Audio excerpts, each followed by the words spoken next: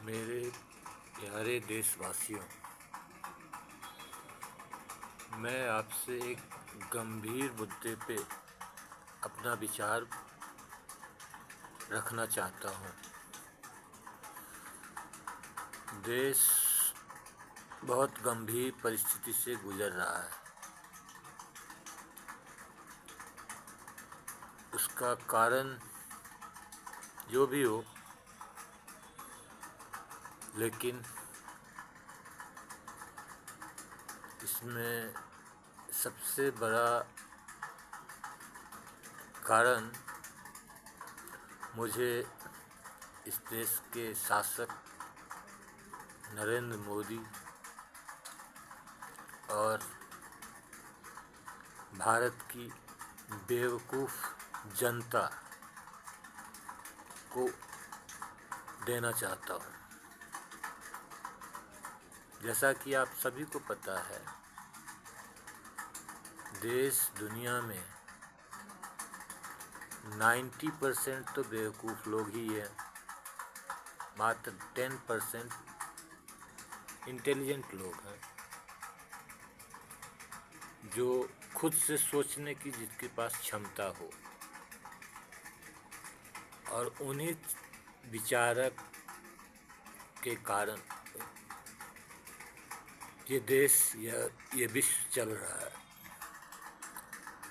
आप कहीं भी जाइएगा, जिसकी संख्या ज़्यादा उसकी क्वालिटी खराब, जिसकी संख्या कम उसकी क्वालिटी उत्तम, और जो सर्वोत्तम है उसकी संख्या बहुत कम। विचार कीजिए, 1930 ईस्वी के बाद इतने बड़े विशाल भारतवर्ष से किसी को नोबेल प्राइज़ नहीं मिला। इंडिया में रहते हुए इंडिया के टैलेंट की प्रशंसा विदेशों में खूब होती है, लेकिन अपने देश में नहीं।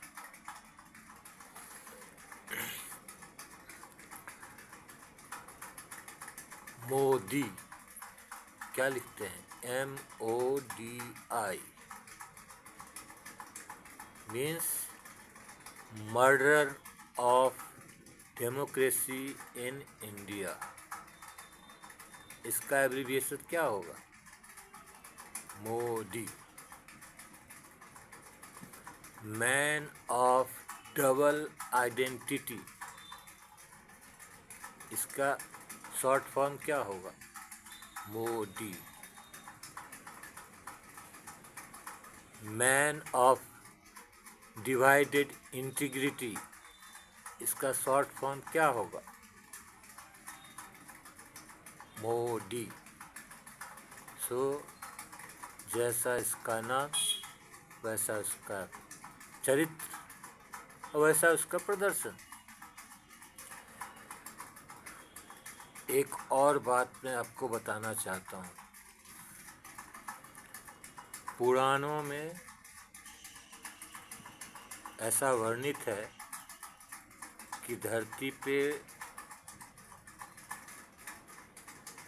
जितने मानव दिख रहे हैं वो 4 प्रकार के होते हैं: असुर मानव, पशु मानव, मानव और सुर मानव। ये वेश तो होगा आदमी का, लेकिन उसके अंदर आत्मा कैसी होगी? अगर राक्षस होगा तो असुर मानव, पशु होगा तो पशु मानव, और मानव की आत्मा, मानव का शरीर तो मानव हो गया।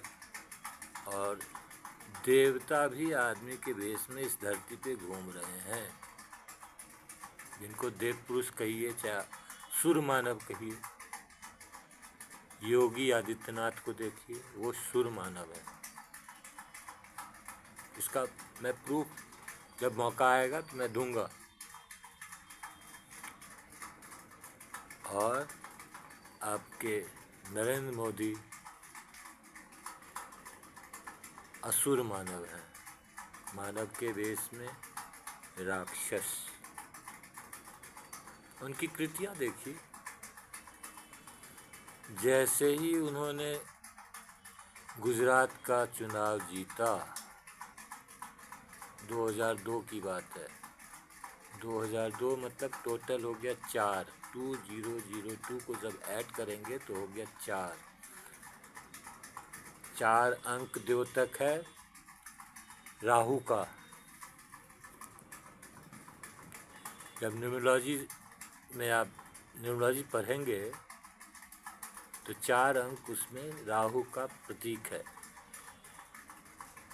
और एक चीज़ और मैं बताता हूँ, डेट ऑफ बर्थ जो होता है आपका, उससे आप अपने गुरु का और चेले का चरित्र जान सकते हैं। जैसे मान लीजिए आपका जन्म 10 जनवरी 1985 को हुआ, तो 10 टोटल हो गया 1 प्रतीक है सन का, तो जो सूर्य की तरह प्रकाशमान होगा वही आपका गुरु होगा। और 10 जनवरी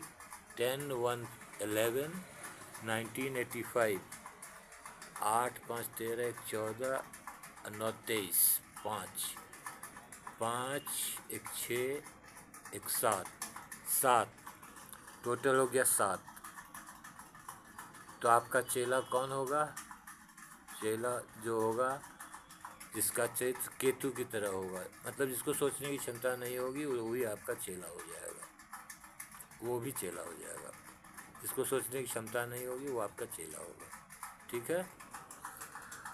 अब आइए, अमित शाह का डेट ऑफ बर्थ क्या है? 22 अक्टूबर 1964। 22 मतलब 22, 224। तो अमित शाह का गुरु कौन होगा? राहु। और अमित शाह का गुरु कौन है? खुद पता कर लीजिए। और उनका शिष्य कौन होगा, उनका फॉलोअर कौन होगा? 22/10/1964 को जब ऐड करेंगे तो टोटल आता है 7 मतलब केतु मतलब जिसका सिर न हो, सोचने की क्षमता न हो, अंधभक्त। इसीलिए वैसे सब लोग बोलते हैं कि दोनों का एक ही नेचर है, नहीं, वो बहुत उच्च कोटि के मानव हैं। अमित शाह का ये धरती पे 13वां जन्म हुआ है। मैं बाद में बताऊंगा उसके पीछे क्या कारण है। 13वां जन्म हुआ, 1 नंबर आदमी है, लेकिन बहुत बड़े गुरु भक्त है। 1 नंबर आदमी जो होता है वो बहुत बड़ा गुरु भक्त होता है। गुरु जो भी बोलेगा, भले उसके उसमें जान चली जाए, लेकिन वो करेगा। तो मोदी के बहुत बड़े ऐसा शिष्य मिला है उनको कि सब काम किए अमित शाह ने, मजा उठाया राहु ने, मोदी ने। आज भी देखिए जितना परेशान अमित शाह हैं मोदी के लिए, मोदी खुद उतना परेशान नहीं है। दिखाने के लिए जो कुछ बोले, अना उनमें कोई योग्यता है। योग्यता जो है सो अमित शाह में है। अमित शाह बहुत ही 1 नंबर के आदमी बता दिए। और योगी आदित्यनाथ तो खैर देव पुरुष ही हैं, अना नहीं। तो कहने का मतलब ये है कि आपका डेट ऑफ बर्थ भी बहुत कुछ बताता है। अब इलेक्शन बहुत क्रिटिकल स्टेज, देश बहुत क्रिटिकल स्टेज में है। मैं तो यही चाहूँगा कुछ या तो योगी आदित्यनाथ को बना दिया जाए, नहीं तो अमित शाह को बना दिया जाए, देश का फिर भी कल्याण होगा। मोदी के रहते देश का कभी कल्याण नहीं हो सकता। आप गौर कीजिए, 2014 से देश की स्थिति कहाँ से कहाँ चली गई। कितने लोग जिसके शासन काल में कार्य जो थे कार सेवक, उनको उनके ही शासन काल में उनको जिंदा जलाया गया ना। उनके ही शासन काल में हमारे कितने सीआरपीएफ के जवान, 44 जवान, पुलवामा जो अटैक हुआ था 44 जवान मारे गए ना। उनके ही शासन काल में 700 से ज़्यादा किसान मारे गए ना। उनके ही शासन काल में मणिपुर जैसी विभत्स घटना घटी ना। उन्हीं के शासन काल में पहलवान बेटियों के साथ ऐसा दुर्व्यवहार हुआ। बताइए किसके शासन काल में ऐसा हुआ होगा? न भूतो न भविष्यति, कभी नहीं हुआ। लेकिन बेवकूफ़ जनता अभी भी, सोचिए, जो अपने आप को महादेव से भी महान समझता है, हर हर महादेव बोल देते हैं, वहाँ नारा क्या लग रहा है? हर हर मोदी। वाह वाह,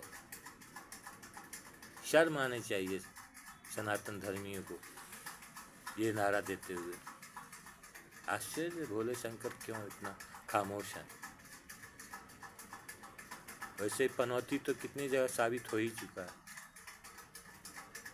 इसरो में बैठ गया तो चंद्रयान ही सफल नहीं हो पाया। क्रिकेट स्टेडियम में घुसा तो इंडियन टीम ही हार गई। पार्लियामेंट का उद्घाटन किया तो उधर सप्तर्षि सब उड़ गए आंधी में, उज्जैन में, इंदौर या उज्जैन। वहाँ गए अमरनाथ में, सुनते हैं जूता पहन के केदारनाथ की परिक्रमा की तो जोशी मठ बैठ गया। प्रधानमंत्री के बाद पहली बार काठमांडू गए